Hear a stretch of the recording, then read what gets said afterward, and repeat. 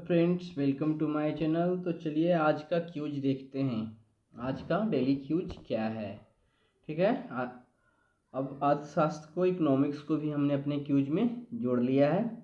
तो चलिए देखते हैं पहला क्वेश्चन क्या कह रहा है। झारखंड में कोयला की खान स्थित है।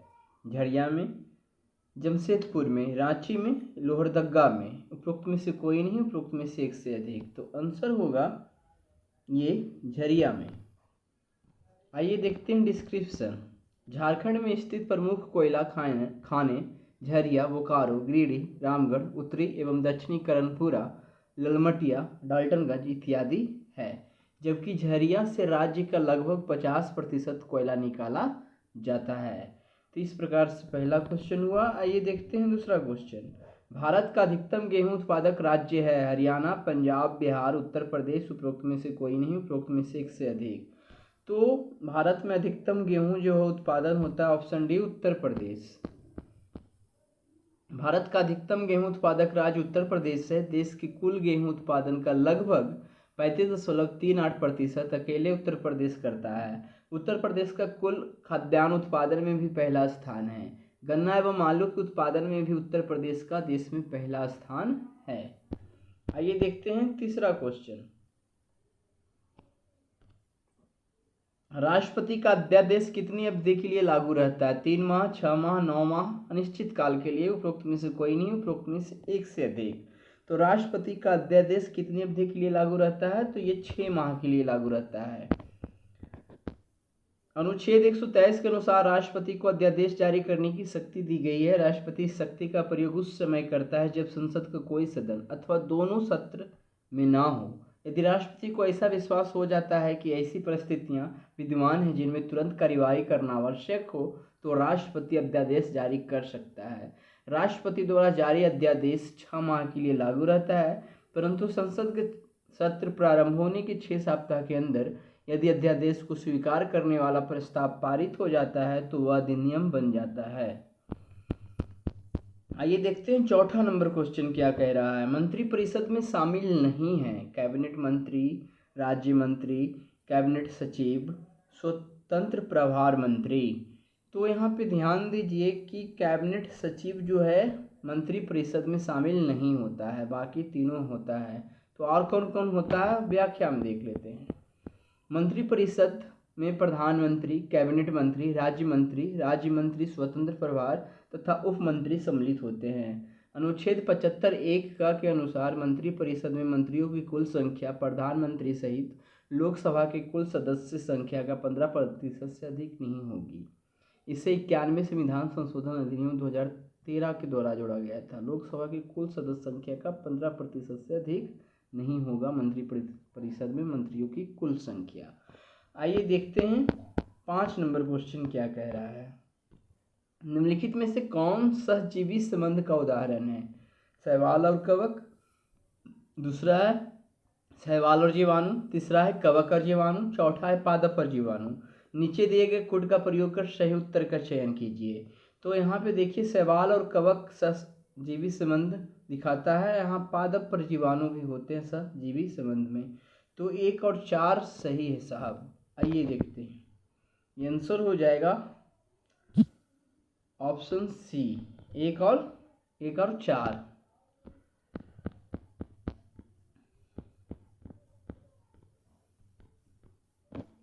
शैवाल और कवक के बीच सहजीवी संबंध होता है जिसे लाइकेन कहते हैं। शैवाल में क्लोरोफिल उपस्थित होता है जबकि कवक में क्लोरोफिल नहीं होता है।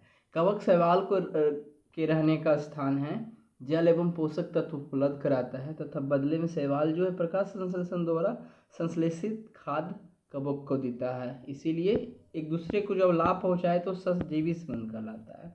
पादप और राइजोबियम जीवाणु भी सहजीवी संबंध का उदाहरण है। अच्छा, वहाँ पे सिर्फ जीवाणु था, चलिए यहाँ पे राइजोबियम जोड़ा है। ये जीवाणु गैसीय नाइट्रोजन के विलेय पदार्थों में परिवर्तित कर देते हैं, परंतु राइजोबियम अपना भोजन स्वयं नहीं बना सकते। ये चना, मटर, मूंग, सीम तथा अन्य फलीदार पादपों की जड़ों में रहते हैं तथा उन्हें नाइट्रोजन की आपूर्ति करते हैं। इसके बदले पादप इन जीवाणुओं को आवास एवं खाद्य प्रदान करते हैं। इस प्रकार से यहाँ भी सहजीवी संबंध हुआ। आइए देखते हैं छठा नंबर क्वेश्चन क्या कह रहा है। रासायनिक उर्वरकों के अत्यधिक प्रयोग से मृदा पर पड़ने वाले प्रभावों और उसके उपचार के संदर्भ में निम्नलिखित कथनों में से कौन सा से सही है। तो पहला है रासायनिक उर्वरकों का अधिक प्रयोग मृदा को अम्लीय बना देता है। दूसरा है अत्यधिक अम्लीय मृदा को उदासीन करने के लिए उसमें जैव पदार्थ मिलाए जाते हैं। तो यहाँ ध्यान देना है कि रासायनिक उर्वरकों का अधिक प्रयोग करने से मृदा को अम्लीय बना देता है, ये तो ठीक है, लेकिन अम्लीय मृदा को उदासीन करने के लिए उसमें जैव पदार्थ नहीं मिलाया जाता है, कुछ और मिलाया जाता है।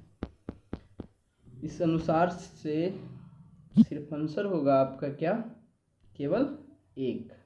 ठीक है, आइए देखते हैं दूसरा। अच्छा, इसका डिस्क्रिप्शन देख लेते हैं।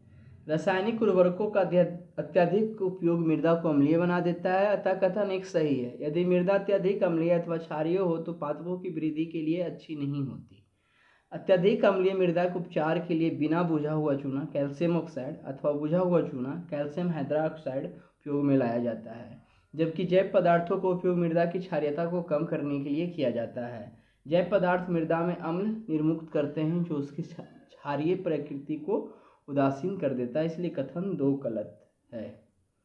ठीक है, आइए देखते हैं 7वां नंबर क्वेश्चन। अवतल दर्पण के विभिन्न उपयोगों के संदर्भ में निम्नलिखित कथनों पर विचार कीजिए। चिकित्सकों द्वारा आँख, कान, नाक तथा गले का निरीक्षण करने के लिए इसका उपयोग किया जाता है। फिर दूसरा है वाहन चालकों के पीछे देखने के लिए वाहनों के पास सर्व दर्पणों में इसका प्रयोग किया जाता है। तो चिकित्सकों द्वारा आँख, कान, नाक तथा गले का निरीक्षण करना है तो वहाँ पे इमेज बड़ा होना चाहिए, तो अवतल दर्पण बड़ा इमेज बनाता है। वाहन चालकों के पीछे देखने के लिए वाहन के पास सर्व दर्पणों में एक विस्तृत इमेज बनाने के लिए उत्तल दर्पण का उपयोग किया जाता है, इसीलिए सेकेंड नंबर गलत है। इसलिए आंसर कौन सा हो जाएगा, ऑप्शन ए केवल 1।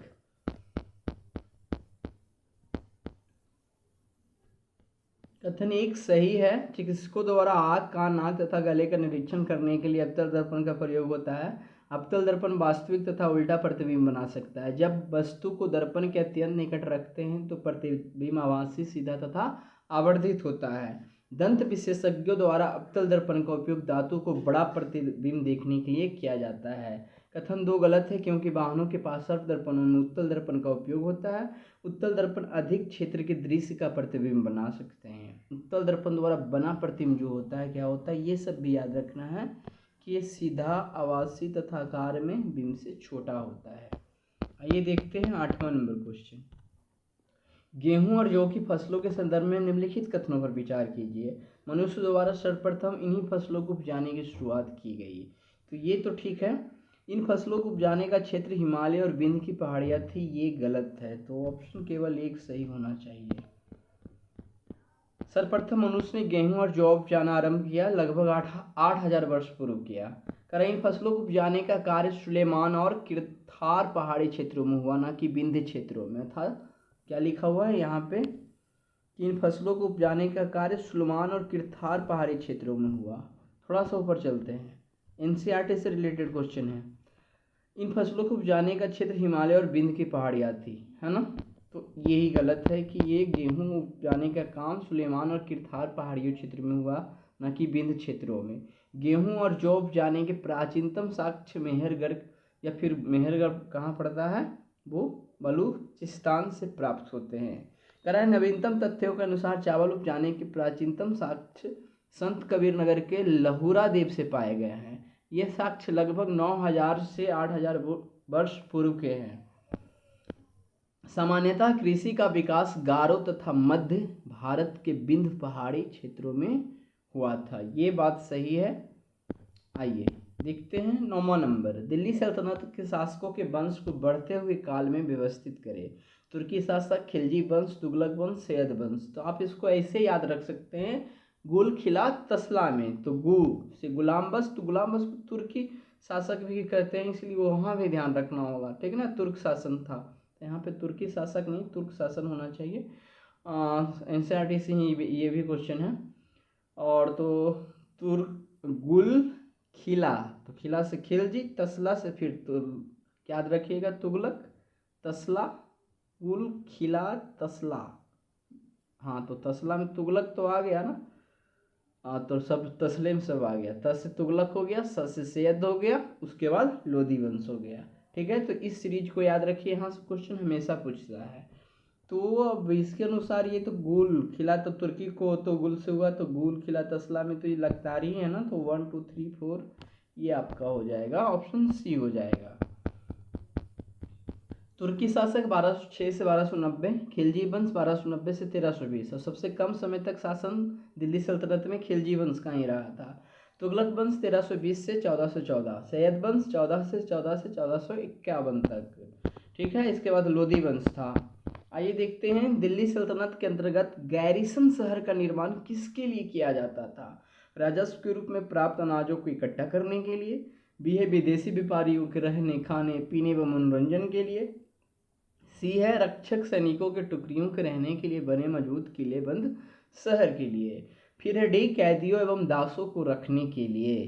तो इस प्रकार से आप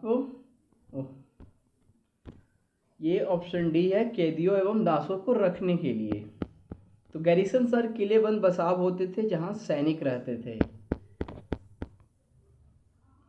ब्रिटिश काल के संदर्भ में निम्नलिखित कथनों पर विचार कीजिए। हिंदुस्तान के नक्शे तैयार करने का कार्य रॉबर्ट क्लाइव ने जेम्स रेनेल को दिया था।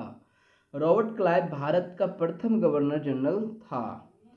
भारत का अंतिम गवर्नर जनरल लॉर्ड माउंटबेटन था। तो यहाँ पे दोस्तों ये जेम्स मिल या रेनेल यहाँ लिखा हुआ है, तो जेम्स मिल डिस्क्रिप्शन में बताया गया है एनसीईआरटी में। तो हिंदुस्तान के नक्शे तैयार करने का कार्य रॉबर्ट क्लाइव ने जेम्स रेनेल को दिया था। अच्छा, वो और कोई और होगा, गलती हम नहीं, यही ठीक है, रॉबर्ट क्लाइव ने जेम्स रेनेल को दिया था, यही ठीक है। जेम्स मिल किसी पुस्तक का लेखक है, वहाँ भी जेम्स है इसलिए कंफ्यूज हो रहा है। भारत का अंतिम गवर्नर जनरल लॉर्ड माउंटबेटन था। ठीक है, अंग्रेज के रूप में इसे भारत पूरी तरह से अंतिम का फर्स्ट और अंतिम का है तो फिर सी राजगोपालाचारी। तो इस प्रकार से आपका आंसर ना 1 और 3 हो जाएगा, ऑप्शन सी 1 और 3। कथन एक सही है क्योंकि रॉबर्ट क्लाइव ने जेम्स रेनेल को हिंदुस्तान के नक्शे तैयार करने को सौंपा था। भारत पर अंग्रेजों की विजय के समर्थक रेनेल को वर्चस्व स्थापित करने की प्रक्रिया में नक्शे तैयार करना महत्वपूर्ण लगता था। वारेन हेस्टिंग्स 1773 में गवर्नर जनरल बना था, जो भारत का पहला गवर्नर जनरल था। रॉबर्ट क्लाइव बंगाल का गवर्नर था, अतः कथन 2 गलत है। भारत का अंतिम गवर्नर जनरल लॉर्ड माउंटबेटन था, अतः कथन 3 सही है। ठीक है, तो ये देखते हैं, a history of British India नामक पुस्तक निम्नलिखित में से किसके द्वारा लिखी गई थी? यहाँ भी देखिए, तो जेम्स मिल, जेम्स रेनेल, वारेन हेस्टिंग्स, फंगनी, निवेदिता। तो ए हिस्ट्री ऑफ ब्रिटिश इंडिया नामक पुस्तक के लेखक जो है ऑप्शन ए जेम्स मिल है। 1817 के स्कॉटलैंड के अर्थशास्त्री और राजनीतिक दार्शनिक जेम्स मिल ने 3 विशाल खंडों में ए हिस्ट्री ऑफ ब्रिटिश इंडिया नामक पुस्तक लिखी। इस किताब में उन्होंने भारत के इतिहास को हिंदू, मुस्लिम और ब्रिटिश इन 3 कालखंडों में बांटा था। ठीक है, जिसे अभी हम पढ़ते हैं प्राचीन इतिहास, मध्यकालीन इतिहास और आधुनिक इतिहास। तो जेम्स मिल ने भारत के इतिहास को हिंदू काल, मुस्लिम और ब्रिटिश शासन के रूप में, मुस्लिम के पहले हिंदू शासक थे, मुस्लिम आए, मुस्लिम के बाद ब्रिटिश, तो इस रूप में बांटा था। मिल को लगता था कि सभी एशियाई समाज सभ्यता के मामले में यूरोप से पीछे हैं और ब्रिटिश शासन भारत को सभ्यता की राह पर ले जा सकता था, ऐसा जेम्स मिल का मानना था। मिल ने तो यहाँ तक सुझाव दिया था कि अंग्रेजों को भारत के सारे भूभाग पर कब्जा कर लेना चाहिए ताकि भारतीय जनता को ज्ञान और सुखी जीवन प्रदान किया जा सके। अब जो विश्व गुरु रहा था उसको ज्ञान सिखाने के लिए अंग्रेज आए थे 200 सालों के लिए। वह मानता था कि अंग्रेज की मदद के बिना हिंदुस्तान प्रगति नहीं कर सकता है, ऐसा मानना था। ये वस्तु एवं सेवाओं के उत्पादन के लिए निम्न में से कौन से कारक आवश्यक हैं? भूमि, श्रम, भौतिक पूंजी, मानव पूंजी। तो वस्तु एवं सेवाओं के उत्पादन के लिए निम्न में से कौन सा कारक आवश्यक है? तो ये होगा आंसर आपका, चारों सही है। तो आइए चौथा नंबर पे चलते हैं, उपरोक्त सभी सही है। वस्तु और सेवाओं के उत्पादन के लिए 4 कारक आवश्यक हैं। पहली आवश्यकता है भूमि तथा अन्य प्राकृतिक संसाधनों जैसे जल, वन, खनिज आदि। दूसरी आवश्यकता है श्रम अर्थात जो लोग काम करेंगे। कुछ उत्पादन क्रियाओं में जरूरी कार्यों को करने के लिए बहुत ज़्यादा पढ़े लिखे कर्मियों की जरूरत होती है, तो दूसरे कार्यों के लिए शारीरिक श्रम करने वाले श्रमिकों की तीसरी आवश्यकता होती है। अच्छा, ऊपर थोड़ा चलिए। ठीक है, हाँ श्रम है तो ये मजदूरी से रिलेटेड है। हाँ मानव पूंजी है तो कुशलता से रिलेटेड है, उस पूंजी की बात होता है। इसीलिए यहाँ पे डिस्कशन वही किया जा रहा है कि तीसरी आवश्यकता है भौतिक पूंजी के अर्थात उत्पादन के प्रत्येक स्तर पर अपेक्षित कई तरह के आगत। चौथे स्थान पर आपको स्वयं उपयोग हेतु या बाजार में बिक्री हेतु उत्पादन करने के लिए भूमि, श्रम और भौतिक पूंजी को एक साथ करने योग्य बनाने के लिए ज्ञान, है ना, टेक्नोलॉजी और उद्यम की आवश्यकता पड़ेगी, जिसे मानव पूंजी कहा जाता है। आइए देखते हैं, उत्पादन के कारक से संबंधित भौतिक पूंजी के अंतर्गत नीचे दिए गए कथनों पर विचार कीजिए। भौतिक पूंजी के अंतर्गत दो मदें आती है, अस्थायी पूंजी एवं क्रियाशील पूंजी। ये तो पहला ठीक है। दूसरा में आते हैं, भौतिक पूंजी के अंतर्गत औजार, मशीन एवं भवन को कार्यशील पूंजी कहते हैं।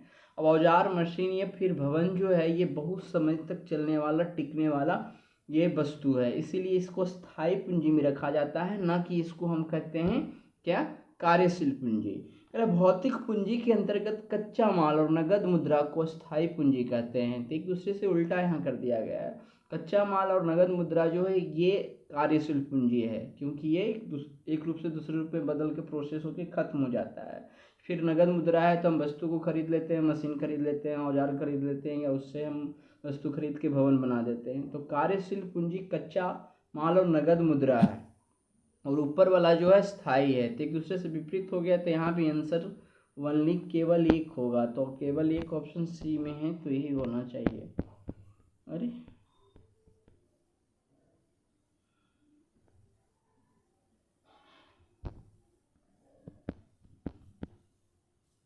केवल कथन एक सही है। अच्छा ठीक है, हमने सही बताया, यहाँ पे सी कर लेते हैं। ठीक है, चलिए आगे चलते हैं। अच्छा इसको पढ़ लेते हैं। केवल कथन एक सही है। भौतिक पूंजी उत्पादन का एक महत्वपूर्ण कारक है। भौतिक पूंजी के अंतर्गत दो मदें आती हैं, स्थायी पूंजी एवं क्रियाशील पूंजी। औजारों, मशीनों और भवनों के उत्पादन में कई वर्षों तक का प्रयोग होता है, इसीलिए इन्हें स्थायी पूंजी कहा जाता है। जबकि उत्पादन के दौरान कई प्रकार के कच्चे माल की आवश्यकता होती है तथा इस कच्चे एवं जरूरी माल खरीदने तथा उसका भुगतान करने के लिए कुछ पैसों की भी आवश्यकता होती है। अतः कच्चे माल तथा नगद पैसों को कार्यशील पूंजी कहा जाता है या कहते हैं। आइए 15 नंबर क्वेश्चन देखते हैं। बिहार के विषय में निम्न में किससे प्राचीनतम साक्ष्य प्राप्त होते हैं?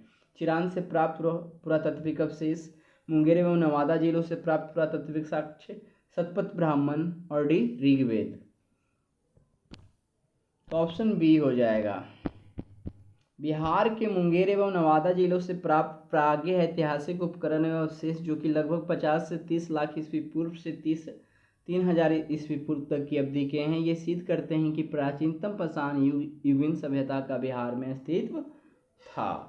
आइए देखते हैं 16 नंबर क्वेश्चन। भारतीय संविधान के किस भाग में राज्य प्रशासन के विषय में प्रावधान किए गए हैं? भाग 2, भाग 3, भाग 5, भाग 6। तो आंसर हो जाएगा ऑप्शन डी, भाग 6। भारतीय संविधान का भाग 6 राज्यों के प्रशासन से संबंधित प्रावधान करता है। यह प्रावधान बिहार सहित देश के सभी राज्यों पर लागू होता है। निम्न में से किस स्थान से बिहार के बाहर राज्य के संदर्भ में पुरातात्विक साक्ष्य प्राप्त हुए हैं? अवंती, कौशल, मथुरा, चाईबास। उपरोक्त में से कोई नहीं, उपरोक्त में से एक से अधिक। तो आंसर होगा ऑप्शन सी, मथुरा। बिहार से बाहर देश के अन्य स्थानों से बिहार के संबंध अभिलेखीय साक्ष्य प्राप्त हुए हैं, जो बिहार के प्राचीन इतिहास पर प्रकाश डालते हैं। ऐसे साक्ष्य कनौज, प्रयाग, मथुरा, इलाहाबाद, मलवा तथा पुणे से प्राप्त हुए हैं।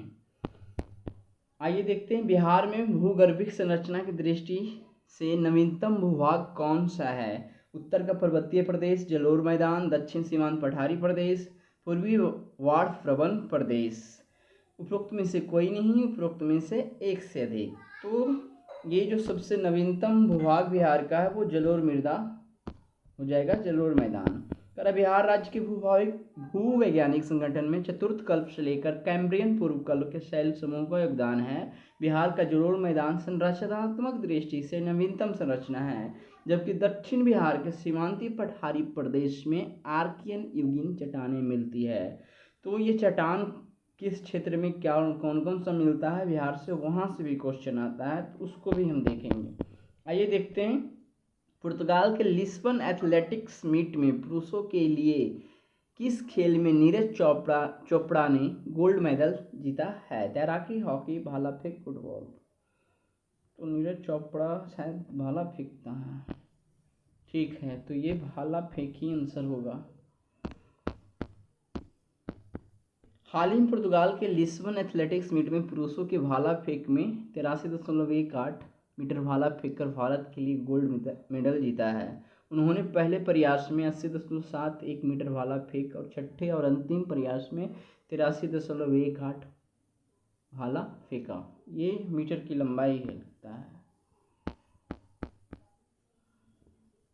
निम्न में से किसने हाल ही में एथलीटों के प्रशिक्षण के लिए केंद्रीय एथलीट चोट प्रबंधन प्रणाली लॉन्च की है? राजनाथ सिंह, किरेन रिजिजू, हरदीप सिंह पुरी, नरेंद्र सिंह। तो वो खेल मंत्री हैं किरेन रिजिजू, तो इन्होंने ही किया है। खेल मंत्री श्री किरेन रिजिजू ने हाल ही में ओलंपिक 2024 और उसके बाद के एथलीटों के प्रशिक्षण के लिए केंद्रीय एथलीट चोट प्रबंधन प्रणाली लॉन्च की है। यह खेल मंत्रालय द्वारा एथलीटों को दी जाने वाली स्पोर्ट्स मेडिसिन और स्वास्थ्य लाभ सहायता को सुव्यवस्थित करने के लिए अपनी तरह की पहली पहल है। आइए देखते हैं अब 21वां नंबर क्वेश्चन क्या कह रहा है।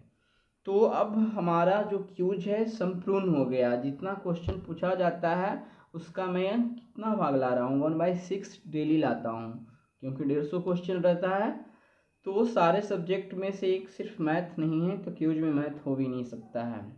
इनमें से किस और मैथ अब पहले जैसा हार्ड पूछा नहीं जाता है। हाँ, लॉजिकल कुछ 1-2 क्वेश्चन रहता है, उस पर ध्यान देना होगा। बाकी क्वेश्चन ईजी ही रहता है। जो बच्चे एसएससी, बैंकिंग, रेलवे ये सब की तैयारी कर रहे होते हैं तो उनका मैथमेटिक्स सब जो साइंस के स्टूडेंट हैं लगभग ठीक ही होता है। करें इनमें से किस देश की अर्थशास्त्री रेबेका ग्रीन स्पेन को संयुक्त राष्ट्र व्यापार और विकास सम्मेलन का नया महासचिव नियुक्त किया गया है? Spain, Japan, Australia, Costa Rica.